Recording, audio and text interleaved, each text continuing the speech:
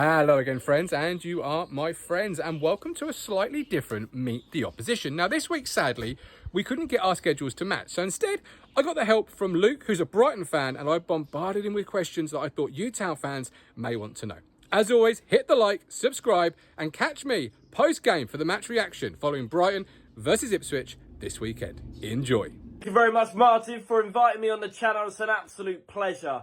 A big game coming up, Brighton versus Ipswich. It's a huge one, and we haven't played you guys in quite some time. And I also think it could possibly be a banana skin for Brighton, because realistically, we have been so good with our momentum recently, and now this international break, it could mess us up. We never know. I think the players that have come in have really understood their mentality and the way that Brighton do their stuff. And that's why I think the communication between the management and the top staff in our club and their communication with the players, and I think everyone just understands what we're trying to bring forward and what we're trying to achieve this season. I think this is going to be a lot better of a season than the last, but for the reasons for us doing so well at the start is generally because we haven't changed too much from the De Zerbi football. I think Fabian Hürzeler has just taken the idea off of Roberto De Zerbi and kept it flowing for a little bit longer, just so we then gradually turn it into Fabian Hürzeler. So I think it will be a gradual change, and that's why we've had a really good start to the season, and we haven't looked too disjointed in our play style. Now, yes, we have done extremely well in terms of our transfer market. We spent an extreme amount, but we've also been very unlucky with 3 of our new players going straight on injury as soon as they came in. One of them has been Ferdi Kadioglu, who was out for 10 days. And then we had the biggest injury against Crawley with Matt O'Reilly coming from Celtic. Huge player goes on a huge injury. And another one that has just come through is Mats Wiefer from Fernard, who has been another key player injured once again. So we've had a few players come in, but they've not all been fit and healthy.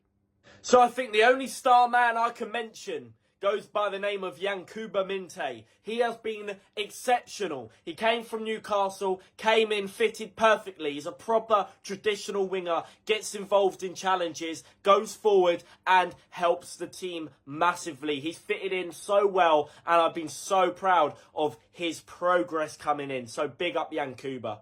Now, in terms of predictions of the season, it's a really difficult one to sort of predict, isn't it? I mean, at the start, I was thinking I would love to get 9th, because before the transfer window, I was just thinking, they're obviously going to do what they normally do, Brighton. They're going to buy very cheap new players, young players, and they're not going to fit in the team straight away. So it's going to take us, again, another rebuilding season to get back up a little bit. So I did originally say 9th, a couple of places higher than we were last season. But maybe I have to go a little bit higher. Maybe I might have to go for a European spot.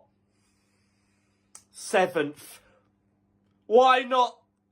Listen, town fans, I could give you multiple Brighton players that I think could be dangerous against you guys Saturday, but I think I have to go with the man I've already spoken about, Yankuba Minte.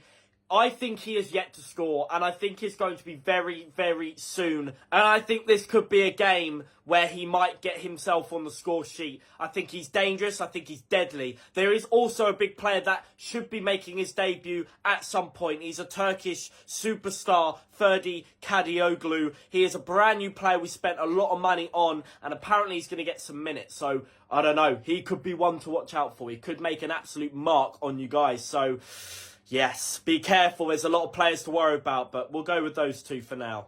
Now, I know what you're asking me. Score predictions. What are they? Well, look, I think this could be either one or 2 ways. I don't think it will be a draw. I think we're either going to lose this game or we're going to win it by quite a bit. So it could be a banana skin, like I've already mentioned. It really could be. The momentum stopped for us now. So could you guys come in and do some damage against us? Very possibly. Also, Brighton are a team that likes to do very well against very big teams. They like a big occasion against a huge team. And we always do up big upsets. But when it comes to teams that, respectively, are not as strong, we seem to fall asleep a little bit. and take it too easy. Will it happen? I don't know. But my score predictions, I have to go with it. I have to stay unbeaten. 2-0 to the Albion. I'm not doing a thrashing. I'm not doing any of that. But I will keep a clean sheet to this game. And I will also do it comfortably. 2-0 to the Albion. Goal scorers? I think we have to go with it. João Pedro, Yankuba, Minte. Bosh.